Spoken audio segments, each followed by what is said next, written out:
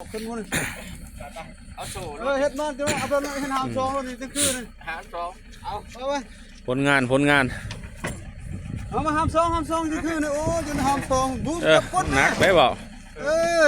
คือชื่อนะนี่ห้ามก้น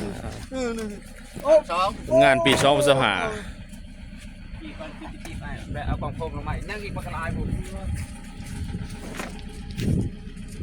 ไข่อะไรดู เต็มกระบะรถ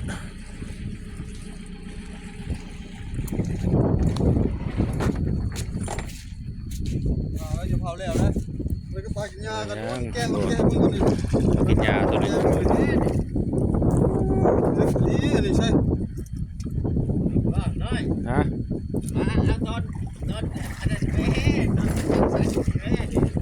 โอ้มัด เพิ่นแก่ก่อนเพิ่นยังเห็นอยู่นี่ ทารุน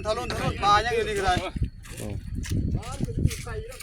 เด้นี่เบิ่งพี่น้องเลยนี่ก็ปลากันนี่ทารุนบล็อกไงโอ้ ยาละ10 โล ไง เป็น เป็นครับ ได้อยู่เนาะนี่เป็น